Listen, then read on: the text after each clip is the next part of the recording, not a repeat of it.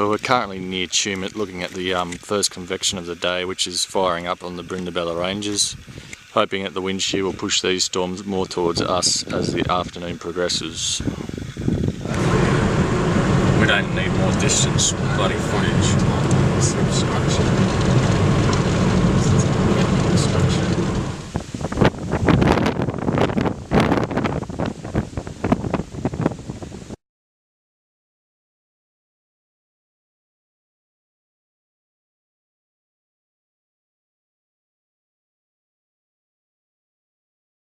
Up and turn.